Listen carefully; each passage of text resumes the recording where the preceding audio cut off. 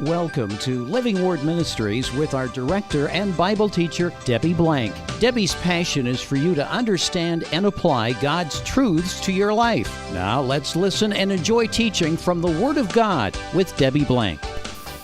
Now let's talk about some of this fruitfulness to prove that.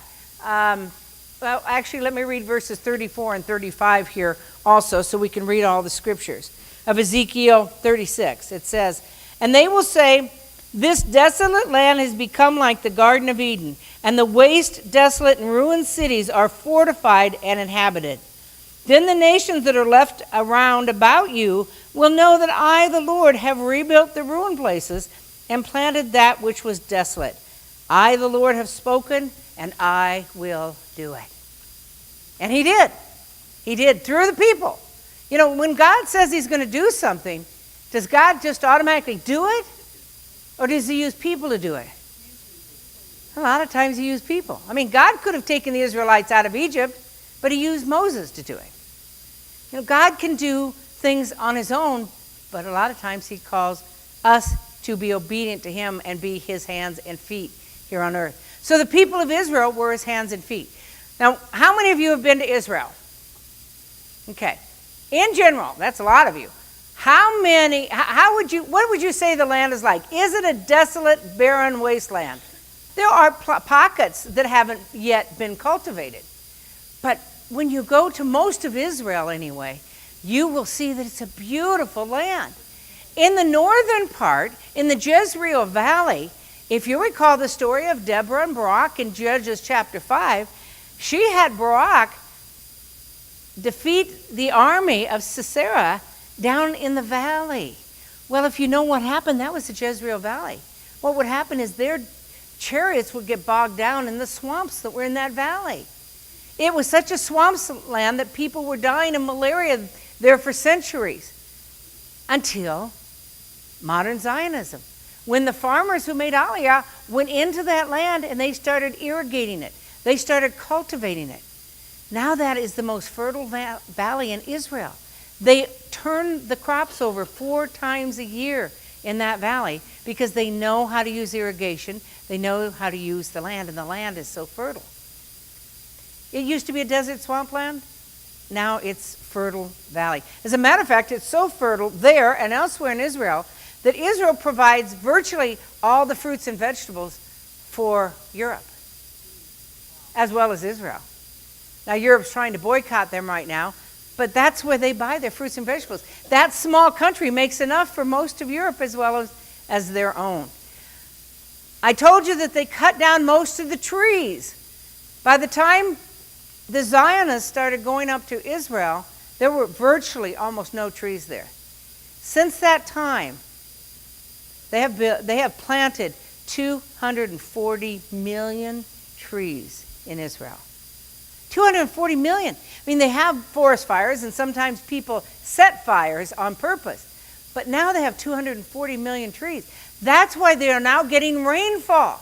You see, Israel was such a desert area because they had no rainfall, because they had no vegetation. Now they have vegetation, they get rainfall. They have some pretty heavy rainfalls and snow up in the mountains during the winter months of November, December, January, and February, middle November to middle of February, because they need the rain. It is a desert land. The only fresh water in that whole area of the Middle East, Jordan and Lebanon, Saudi Arabia and stuff, the only fresh water supply is where? Anybody know? Raise your hand. The Sea of Galilee. A 15-mile long by 8-mile wide sea in the northern part of Israel. That's the only fresh water there is. That fresh water comes from the snow from the mountains of Mount Hermon. Last time we were there, oh my gosh, it was just flowing like crazy. It was wonderful to see because I've been there when it's been a drought, when there hasn't been rain. So all these things have happened. They started happening gradually, but Israel really did not become a major fertile place until they became a nation. They had livable space. They were farming the ground, but now it's a great place. As someone said, it is very deserty still. You go in the Negev, you go south of Beersheba, And there is nothing until you get to Eilat, the very southern point of Israel. I mean, nothing. It is barren hills. But do you know there can be? Beersheba was the same way, and they have now cultivated that city so that it can have grass, they can plant crops, and they can grow things there. They couldn't do that until Israel became a nation. They were able to take the fresh water from the north, and just one second. And they have also developed this drip irrigation system that is being used all around the world. They started it in Israel, but it's these little pipes. And if you go to Israel, you will see everywhere, they don't have sprinklers, they have these little pipes. They know exactly how much water that each plant in Israel needs. And they know the fertilization method they need too. So they pipe water and they pipe the fertilization right through these pipes into these so they don't waste any water and everything grows. She mentioned two things. One is that this drip irrigation is being used and shown in Disneyland in Southern California, which is interesting. Actually, when we were there a few years ago, we went to the plant, and I think they said only 5% of the world right now is using the drip irrigation because it is expensive, but it sure works. The other thing she mentioned is God is using this fertilization of this land to bring the Jews together as a people. One thing the Jews have that most other cultures don't is community. You know, they have the Jewish Community Center in Omaha. But community, you see, the Jews have been persecuted so long by so many people, by Christians, by mainland Christians, by evangelical Christians, by Catholic crusaders, by Muslims, by other religions, by other political systems. They've been persecuted so long, they don't know who they can trust. But they can trust themselves. So they have come together as a community, and God bringing them back into this land and bringing them into Aliyah, so people are coming back to Israel. Part of the reason they're coming now is for that community. Part of it's persecution because of what's happening in the world. More people are coming from France than have ever come before to make Aliyah in Israel because of the persecution. They're saying that I think 10,000 people are going to make Aliyah just from France this year up to Israel. Israel now has more Jews in Israel than they have outside of Israel. This is just now happening. That's not happened before. Part of it is the community. Part of it is persecution. Part of it is God still moving his people to Israel. That's right. They have the, I think it's called the Right of Return program, where every Jewish person around the world can go spend 3 weeks in Israel for free. And when they do that, a lot of them stay. They never go home, or they go home and then they come back. Because their goal is to get all the Jews in the world there. The problem with that, there is a little problem with that. And the problem is that Ahmadinejad, who was the past president of Iran, loves the idea that all the Jews are going to be in one place.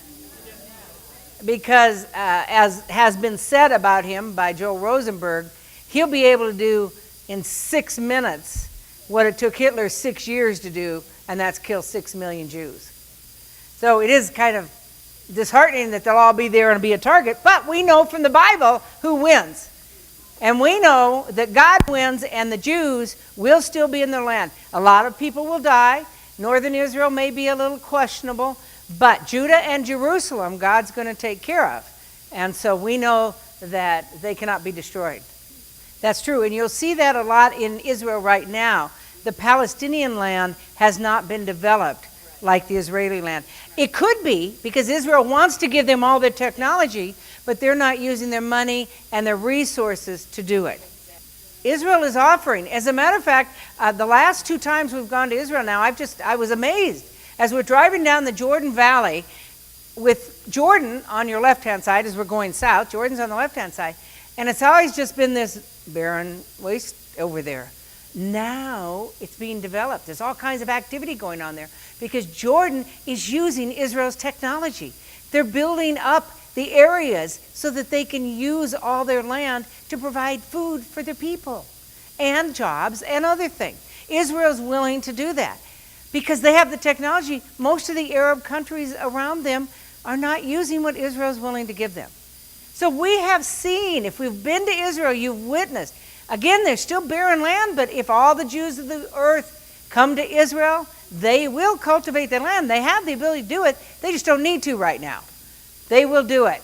Let's see. I'm looking at anything I may have forgotten. Nope. I think that pretty well takes care of it. So let's move on to prophecy number 3, which it looks like it's a little messed up. The Jews would purchase. This is interesting. I bet a lot of people didn't know this. Jews would purchase much of Israel upon their return to Jerusalem, or to Israel. So let's look at Jeremiah 2 to answer that prophecy, to see what the prophecy is, and then we'll answer what it is. It's Jeremiah 32:37. Let me ask you a question. Why do the Jews need to buy the land? It was given to them. If you know the story, on November 27th, 1947, after 30 years of the land being mandated to the British to control the land of Palestine, because it wasn't named Israel at that time, named Palestine, England realized that they couldn't do it anymore. They were there to help the Arabs and the Jews come to an agreement to divide up the land. They couldn't do it. So the United Nations decided on November 29th, 1947, that they would divide up the land. And you'll see a picture of it in a few minutes. They would divide up the land. Israel would take part of it. Palestine would take part of it. Israel said, yes, we'll take it. Even though it was only 12% of the land that had been promised them in 1917. They had lost all of Jordan, which is 77% of the land, and now they're only getting part of what's left. Only about 12 or 13%. They said, yes, we'll take that land for a nation. The Arabs said no. So the United Nations gave them that land. On May 14th, 1948, the Jews just declared their independence for the land that had been given them by the United Nations. And yet, and one of the arguments you hear a lot of times is the Palestinians will say, well, the Jews just came in and took over the land. But the fact is the Jews bought a lot of the land. So let's look at that in Jeremiah 32:37. Here it says, behold, I will gather them out of all the lands to which I have driven them in my anger, in wrath, and in great indignation. And I will bring them back to this place and make them dwell in safety. Verse 41 says, and I will make an everlasting covenant with them, that I will not turn away from them to do them good. And I'll put the fear of me in their hearts, so that they will not turn away. Verse 43. And fields shall be bought in this land, of which you say, it is a desolation without man or beast. It is given into the hands of the Chaldeans. So here we have almost the exact language of Ezekiel. It's a desolation. No man or beast can be on it. Verse 44 then says, men shall buy fields for money, sign and seal deeds, and call in witnesses in the land of Benjamin. That's around Jerusalem. In the environs of Jerusalem, in the cities of Judah, in the cities of the hill country, in the cities of the lowland, and in the cities of the Negev, for I will restore their fortunes, declares the Lord. This isn't talking about the time of Babylon, after they came back from exile, because they didn't need to buy the land. The land was already there. They were allowed to just move in and use it. This is talking about the future. Israel's going to go in and they're going to buy the land. So did they? Yes, they did. Because of very wealthy Jews that Theodor Herzl recruited, along with other Zionists, Rockefeller being a person that supported a lot of other very wealthy Jews at the time of the turn of the century, they developed 3 funds that were called, the second bullet point here, the Palestine Jewish Colonization Association, the Palestine Land Development Company, and the Jewish National Fund. They developed those funds so that they would have money to help people buy land. When they came over to Israel, they needed to buy them at first because, well, what you can't see here is the Ottoman Empire said to the Jews, we won't let you buy any of the land. Now the Ottomans controlled that land until 1517. From 1517 to 1917, 400 years. And in the late 1800s, they wouldn't let the Jews buy the land. So these organizations got together, they got a lot of money, they went kind of behind the scenes as they could to try and buy up land, and they continued to buy up land even though the government of the Ottoman Turks told them they couldn't. By the 20th century, land purchases have been made by these three organizations. Jewish land purchases were generally in the coastal areas along the Mediterranean, in the Jezreel Valley, which is up north in that swampland I was telling you about. It's a triangular shaped area that's about 15 by 15 by 15, which is where the Battle of Armageddon will take place in the future. So they bought it there, and they bought it in the Jordan Valley and some in Galilee. Okay, now, just let me ask you, why those four primary places? Why would you think those would be the places they would buy land? The actual reason why they bought this land was the only land that the Ottomans and the Arabs would sell them. This was the worst land. Now, you wouldn't think so because it's where the water is. But it was the worst land because you didn't have any security around you. This is late 1800s, early 1900s. You need to be in cities with walls in order to be secure. These didn't have walls. These were open places where they couldn't defend themselves. And when it talks about the coastal plain, remember, it was all sand. It was desolate. Nobody thought they could do anything with it because it was just all sand. So they sold him this crummy property that turned out to be one of the biggest cities in the world. They would what? Well, they had worked parts of those lands when they were buying them, yes. But when the people sold them, they knew them as wasteland. The Jews knew them as something different. So that's primary why they bought the land. It was the only thing they could buy. They took it, and look what they did with it. It's amazing what they did with it. They've become the best parts of the country. 52.6% of the lands were bought from big non-Palestinian owners. In other words, rich Palestinians who lived elsewhere, who had one time owned some property in Palestine. So 52.6 was bought from them. 24.6% of the property was bought from Palestinian Arab owners, just regular people, and 9.4 was bought from peasants. Now I can just see the peasants thinking, wow, you can't believe you're going to pay me for this sand here. But they sold it, and they were glad to get the money because they didn't have anything. And now Israel has taken all that and refurbished it. She was just talking about the Gaza Strip. The Gaza Strip is a piece of land on the southwest part of Israel that is right on the coast of the Mediterranean. The Jews were forced by the world, and Ariel Sharon, the prime minister at the time, succumbed. And in 2005, they withdrew the almost 8,000 Jews who lived in that land. They forced them out, and they gave that land to the Palestinians as the beginning of an opportunity for the Palestinians to have their own state. It was a beautiful land. I talked to a woman who grew up just literally a half mile away from there, and she still lives a half mile away from there. She said we would get on our bikes and we would ride over there and go to the beach, and it was beautiful, and it was safe, and it was wonderful until the terrorists came in and took it over. That's what has happened. If Israel's forced to give up the West Bank, the same thing will happen. That's another story. We'll probably get into that as we get into some of our discussions of other fulfilled prophecies. For this prophecy, though, did you know that Israel bought their land? According to statistics, by 2007, the Jewish National Fund owned 13% of the land in Israel. Today, they own 13%. Now, the Jews have bought their own land in that country and in the surrounding areas, but this fund still owns 13%. By the way, when you go to the old city of Jerusalem, it's divided into 4 quarters, and one of the quarters is a Muslim quarter. Right in the middle of the Muslim quarter is a flag, a Jewish flag in the middle of the Muslim quarter, because Ariel Sharon, who became prime minister, bought that property from an Arab guy in the Arab quarter, and he flags the Jewish flag there. Now, we think it's kind of funny now. The rules now, the Palestinians have said that if you sell land to Israel, any land that you own, if you sell it to Israel, we will kill you and your family. That is the penalty for selling any land to Israel. But they have in the past.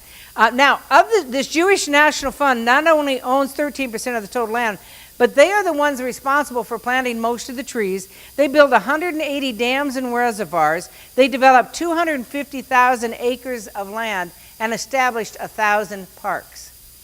That's a lot. By 1945, they had, is that on this? That's probably on another slide. Oh yeah, it's on the bottom that you can't see.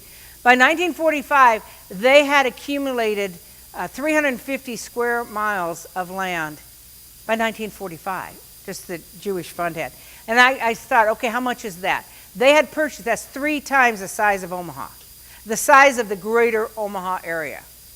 They had purchased before Israel ever became a nation. God said it was going to happen, and it did, just like he said it would. Prophecy number 4. The Jewish people will be regathered in unbelief to their homeland from the 4 corners of the earth. Now this is significant. This is a huge prophecy here in Isaiah 11 and 12. Because it says something that I don't think most of us have thought about before. So let's read Isaiah 11 and 12. Then it will happen on that day.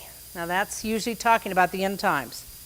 That the Lord will again recover the second time with his hand the remnant of his people who will remain from Assyria and Egypt and Pathros and Cush and Elam and Shinar and Hamath and from the islands of the sea. He will lift up a standard for the nations and will assemble the banished ones of Israel and will gather the dispersed of Judah from the 4 corners of the earth. So I just want to hang there for a minute and explain that.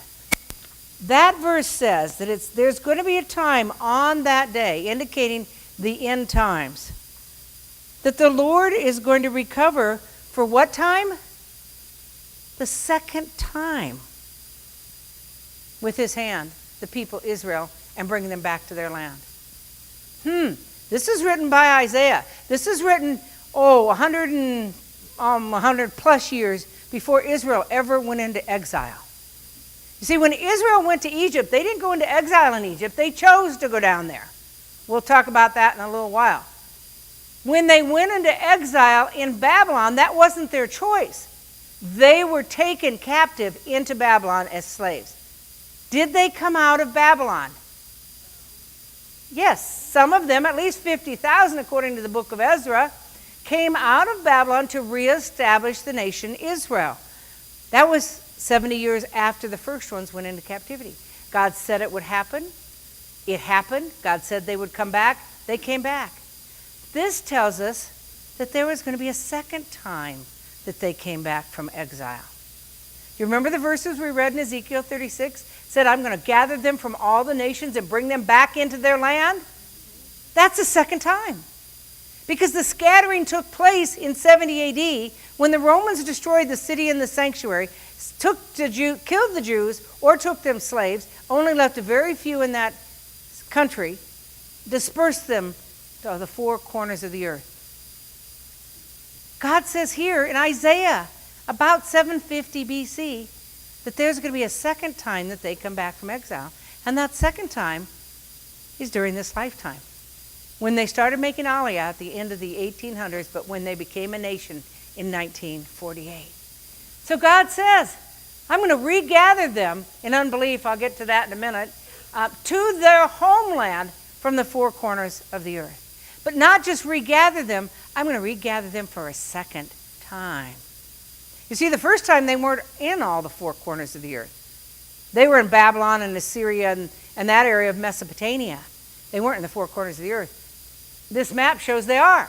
This map shows from, you can't really tell, but the orange mean that between 20 to 50,000 pretty much, Jews have immigrated from the orange areas into Israel.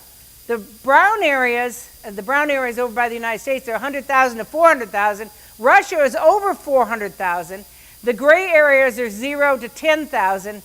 Down there in South America is 10,000 to 20,000. 4 corners of the earth. They have left God has regathered them from the four corners of the earth where he scattered them, and he's brought them back to Israel in our lifetimes, just like he said he would. And he brought them back in unbelief. So we need to turn back to Ezekiel to see that part about bringing them back in unbelief. Back again to Ezekiel 36.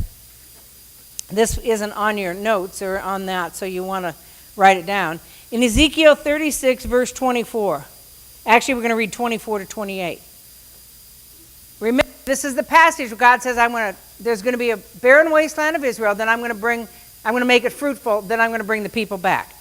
Verse 24.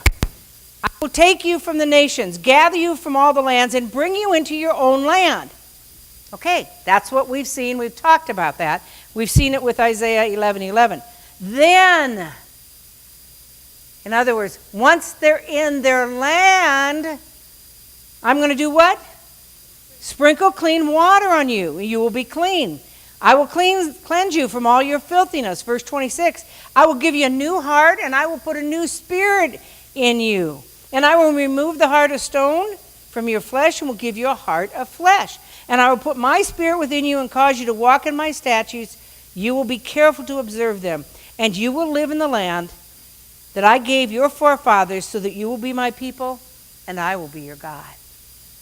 That's a reminder of the new covenant God gave them in Jeremiah 31:31. This tells us, timing-wise, that they are in unbelief when they come back to their land, but when at some point after they've come back to their land, God is going to put his spirit in them. They will come to know their God. So we see that Israel came back to the land. They came back in unbelief. There's a future time. It's not one of the prophecies because it will happen. We just don't know exactly when. They will accept Jesus, Yeshua HaMashiach, as their Messiah. Now, I have some statistics up here. Today, this is a recent statistic that's a little different from things I've shown you in the past because they've changed a little bit. 67% of Jews are secular or traditional. In other words, they're Jews from their nationality. They don't really follow a religious Judaism. 13% are traditionally religious. Those are the ones that you will generally see going to the High Holy Days, synagogue on the High Holy Days. 12% are religious and 8% are ultra-Orthodox. Thank you for joining us today on Living Word Ministries with Debbie Blank. Living Word Ministries is a listener-supported program. To contact Debbie Blank, you may do so at livingwordministry.org. That's www.livingwordministry.org. Please tune in each week at the same time for Living Word Ministries with Debbie Blank.